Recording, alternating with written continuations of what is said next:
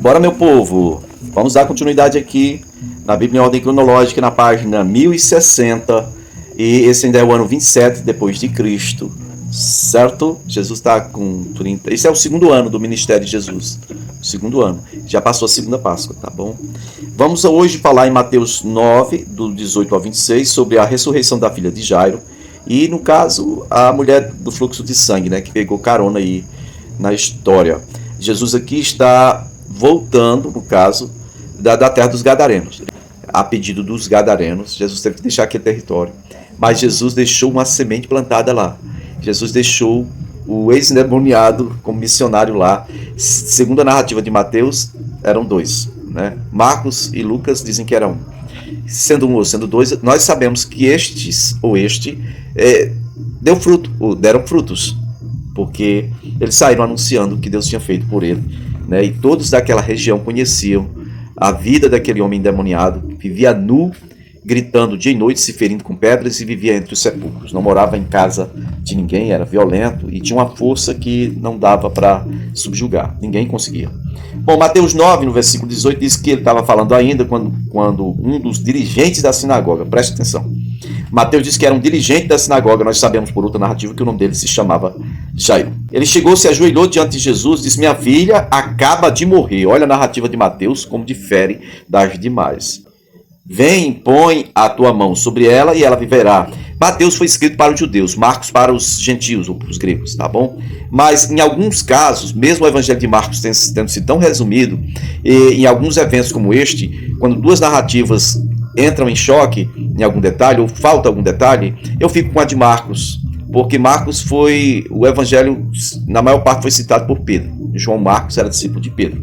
E o Lucas? O Lucas ele fez um apanhado, né, uma pesquisa a partir do evangelho de Mateus, de Marcos e de outras fontes que ele mesmo se encarregou de procurar e achar. Bom, aqui em Mateus ele está dizendo: a minha filha acabou de morrer, vem, põe a mão sobre ela para que ela viva.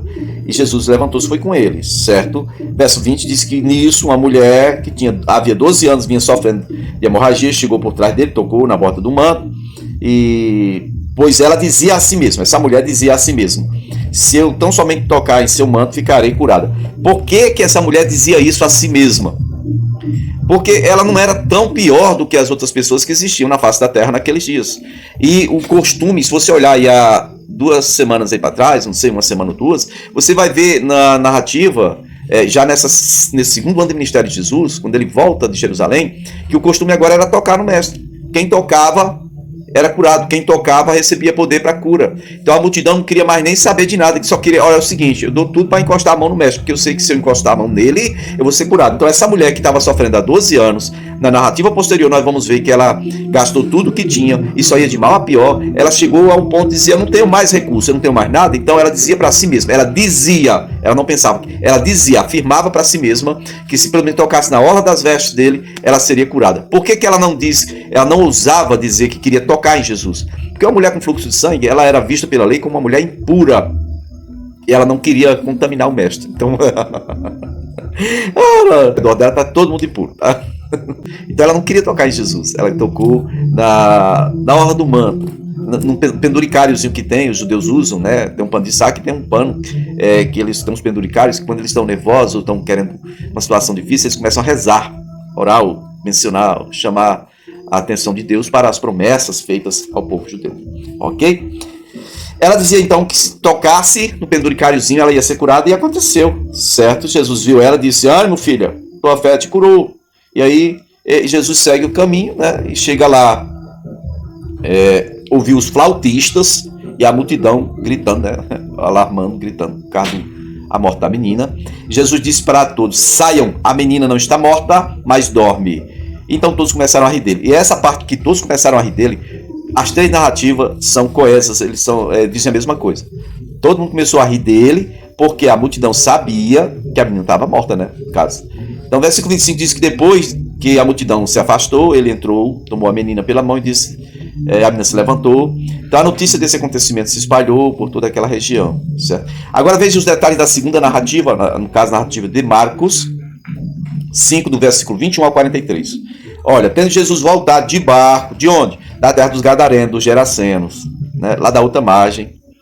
Então uma grande multidão se reuniu ao redor do barco. Quando ele desce do barco, já tinha uma multidão ali, na beira do mar. Versículo 21 diz aí. Então aí chegou um dos dirigentes da sinagoga, confere, chamado Jairo. Olha, o Marcos diz o nome dele, Jairo.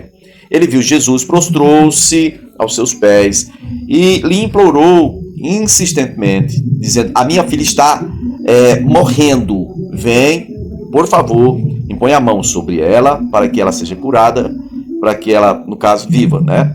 E Jesus foi com ele. Veja a diferença. A narrativa de Mateus diz: a minha filha acabou de morrer. Aqui, disse: minha filha está morrendo. É interessante, né? E aí Jesus foi com ele, uma grande multidão o seguia. A grande multidão que estava lá ao redor do barco estava seguindo Jesus, porque todo mundo queria tocar, receber poder, ser curado, é claro. E aí estava ali uma mulher que estava 12 anos, vinha sofrendo de hemorragia, e ela padecera na mão, ou sob os cuidados de vários médicos, gastou tudo que possuía e só piorava, né? Então ela ouviu falar de Jesus e chegou por trás dele, no meio da multidão, e tocou em seu manto. Nenhuma das narrativas diz que ela tocou em Jesus, diz que ela tocou no seu manto. Porque pensava, olha, a primeira narrativa diz que ela dizia para si mesma. Ela pensava que, ora, ela pensava e logo ela dizia para si mesma: se tão somente eu tocar em seu manto, ficarei curada. E imediatamente cessou a hemorragia quando ela tocou no manto de Jesus. Ela sentiu que o corpo dela estava livre do sofrimento, né? No mesmo instante, Jesus percebeu que dele tinha saído poder. Virou para a multidão e perguntou: quem tocou em meu manto? Quem tocou em meu manto? Responderam os discípulos: vês que a multidão aglomerada ao teu redor e ainda perguntas: quem tocou em mim? Mas Jesus continuou olhando ao seu redor para ver quem tinha feito aquilo. Na verdade, Jesus sabia. Na verdade, Jesus fez aquilo, foi pensando na mulher. A mulher sentiu aquilo, sentiu que ficou curado. Mas não era um problema assim visível, vamos dizer assim, uma mão ressequida, né, um dedo que estava faltando, nada disso. Era algo interno, escondido ali. Suponhamos que a mulher chegou em casa, foi se limpar da sua impureza. E suponhamos que ela tivesse sido curada, mas estivesse nos dias da menstruação normal dela. Ela ia presumir que aquele sentimento que ela teve lá na multidão foi só coisa da cabeça dela. E que, na verdade, ela não tinha sido curada. Confere? Então, quando Jesus para identificar quem foi a pessoa que foi curada, não é porque ela fosse tão especial, é porque ela tinha uma necessidade de reafirmar a sua fé e declarar a cura dela ali. Porque eram centenas, milhares de pessoas estavam tocando ali, todo dia Jesus recebendo poder e sendo curado. Mas ela não, sabe, o caso dela era especial. Ela precisava declarar sua fé publicamente. Ela veio secretamente, mas ela tinha que declarar publicamente que tinha sido curada. E isso é a parte importante para quem recebe cura e que muitas vezes a gente negligencia, né? E que aí chega em casa: será que fui curado? Tem muita gente hoje que recebeu cura, mas aí está sofrendo do mesmo problema e diz: eu pensei que eu tinha sido curado. Declarou publicamente que foi curado? Então, posicione-se e diga: não, fui curado, isso aqui não tem mais lugar na minha vida não, pode sair em nome de Jesus, pode sair, não volte mais, certo? Então Jesus, versículo 32, diz: ele continuou olhando ao redor para ver quem tinha feito aquilo, né? A mulher, sabendo que não tinha como se esconder e sabendo o que tinha acontecido, aproximou-se, prostrou-se aos pés de Jesus, tremendo de medo. Não era fé, é medo. Ela contou a Jesus toda a verdade. Então ele disse: filha, tua fé te curou, vai-te em paz, fique livre desse seu sofrimento. E aí, enquanto Jesus estava falando com a mulher, chegam algumas pessoas da casa do Jairo, né, e o dirigente da sinagoga. E essas pessoas dizem assim: ei, Jairo, a tua filha acabou de morrer, ela morreu agora, não precisa mais incomodar o mestre, a sua filha já morreu, está conferido, morreu, óbito, tá? E então Jesus não fez caso nenhum do que eles disseram. Jesus simplesmente olhou para o Jairo, né, e disse: não tenha medo, então somente creia. Ok? E assim foi. Aproximaram-se então. Jesus diz, versículo 37, que Jesus não deixou ninguém segui-lo, senão Pedro, Tiago e João. Jesus disse para a multidão: vocês vão ficar aqui. Daqui para frente é só nós aqui. Pedro, Tiago, João, Jairo, no caso, chegou na casa do Jairo, né? Jesus viu aquele alvoroço, gente gritando, chorando, lamentando em alta voz. Jesus entrou e disse: por que todo esse alvoroço, esse lamento? A criança não está morta, ela está dormindo. Mas todos começaram a rir de Jesus, olha só. Ele, porém, ordenou que ele saísse. Saiam, todos vocês, saiam. Então, veja bem, ele tomou consigo o pai e a mãe da criança, não diz o nome da mãe, mas tomou o pai e a mãe, o Jairo e a esposa, e o Pedro, Tiago e o João, né, que vieram com ele. Entrou, verso 41, ele tomou a menina pela mão e disse, Talita cumi, quer dizer, menina, levanta. Pronto, a menina levantou, né, e aqui diz outro detalhe que a outra narrativa não fala, Mateus não fala, diz que a menina também tinha 12 anos, não era só a mulher que vinha sofrendo há 12 anos, mas a menina tinha 12 anos, ou seja, Jesus aqui, nesses atos dele, está mostrando que ele tem poder sobre a enfermidade, seja ela qual for, e sobre a morte. Por quê? Porque 12 é número de governo. É Jesus que governa sobre enfermidade, sobre morte, sobre tudo. É ele que tem o governo, o poder para decidir sobre todas essas coisas. E no verso 41 diz que Jesus deu ordem expressa para que não ficassem divulgando, não dissesse nada a ninguém, e mandou que desse alguma coisa para a menina comer, certo? Porém, nós já sabemos o que aconteceu, né? Porque Mateus, a narrativa de Mateus, termina dizendo que a notícia deste acontecimento espalhou-se por toda aquela região. Está lá no versículo 26 de Mateus 9. Bom, e a terceira narrativa, que está aí em Lucas capítulo 15, do versículo 40 ao 56, diz da mesma forma que Marcos. Mateus não fala isso, mas Marcos fala que quando Jesus voltou da região dos Gadarenos, no caso, a multidão recebeu com alegria, todos já estavam esperando Jesus, né? A narrativa é similar à de Marcos, né? Verso 45, Jesus pergunta quem tocou em mim, e como todos negassem, Pedro disse, mestre, a multidão se aglomera e te comprime, mas Jesus diz, alguém me tocou, eu sei que de mim saiu poder. Alguém tocou tipo diferente, né? Eu sei que de mim saiu poder. E nas outras vezes não saiu poder. Então é só isso.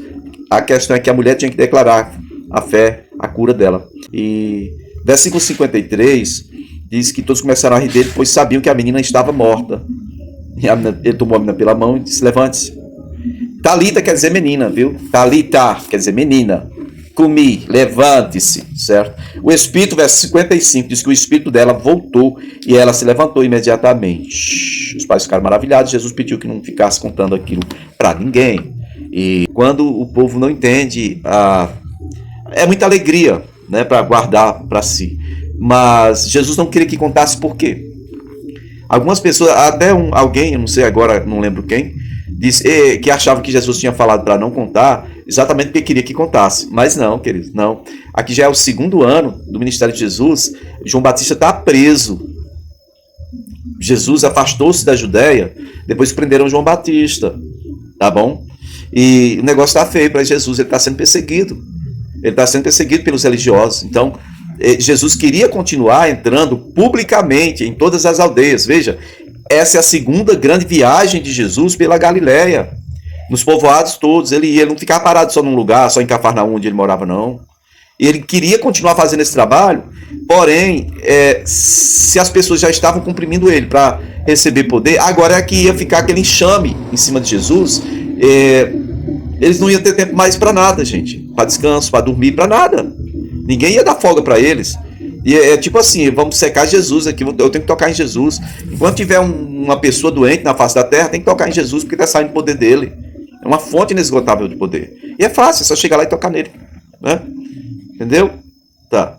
Motivo, perseguição dos religiosos. Segundo motivo, a vida dele e dos discípulos. Ele estava zelando pela vida dele e pelos discípulos. Próximo vídeo a gente continua.